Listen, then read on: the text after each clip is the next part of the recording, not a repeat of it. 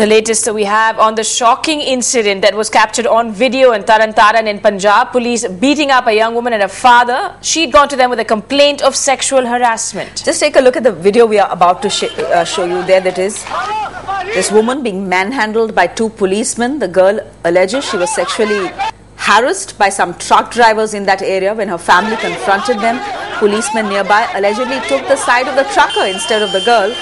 The two cops in this video, seen beating her up and her family up, have now been suspended. The Supreme Court panel has summoned the District Commissioner and the SSP of Taran as well as the IG of the Amritsar range along with the girl and the family to Amritsar for a hearing today. My father and brother went to talk to the truck drivers who were harassing me. The policemen standing there asked what was happening. Once they learnt what happened, they took the driver's side and started beating us. So whatever has happened in Taran is not a new story.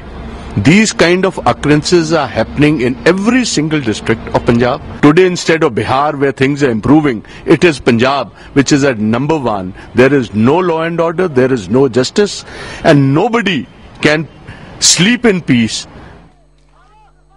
Police custody में लड़की को इस तरह से बर्बरता से मारा गया है तो ये पुलिस की जिम्मेदारी बनती है। ये केस सीधा जुडिशियल उसमें जाना चाहिए, सरकार का नहीं। दूसरा, मंत्री जो हैं वहां गृह मंत्री, उनको तुरंत रिजाइन करना चाहिए। It's not suspension. Such policemen must be dismissed from service and put in jail. And the kind of evidence which they will have, I think they can charge sheet the case within the next 2 weeks, and we should see a conviction in the next 3 months. There's been a gradual, huge amount of politicization of the police forces in this country, by which the leadership has lost its control. All right, Jyoti Kamal, our correspondent, is joining us on the phone line from Chandigarh. Jyoti, how is the police explaining itself? What's their side of the story? Well, as Kiran Bedi was pointing out, it's essentially a top-down problem with the politicians giving a pat on the back of the policemen all the time and encouraging them to do such kind of brazen acts. And now the police, soon after they came to know of the incident, initially tried to pass it off as nothing. In fact, the SHO first said that this incident never happened.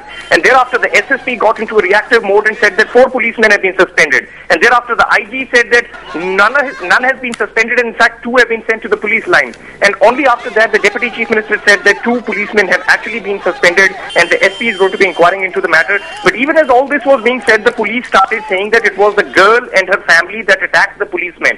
So one can well imagine the direction that this report is likely to take now that the police has already started saying that it was the girl's family that had attacked them, and the police only acted in a reactive or a self-defense manner. But you can see the girl being beaten up for which they have no explanation. Jyoti, do stay with us. I'm sorry to interrupt you there. I'm told we do have Naresh Gujral, the MP from the Shrimoni Akali Dal, joining us on the phone this morning.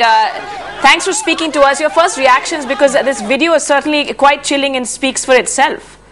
Absolutely, and I think it's a shameful thing that in today's day and age this kind of a thing should be happening in India, more so Punjab.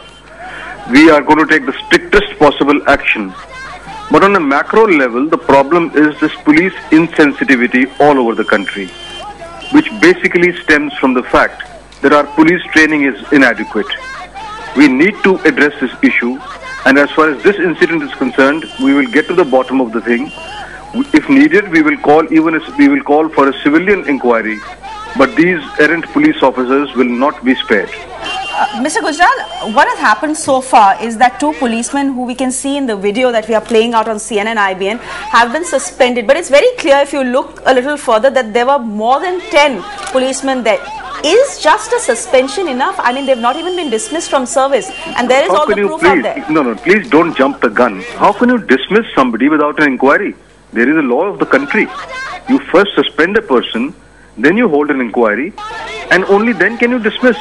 I mean, if this way you start dismissing, there will be no police force left in the country.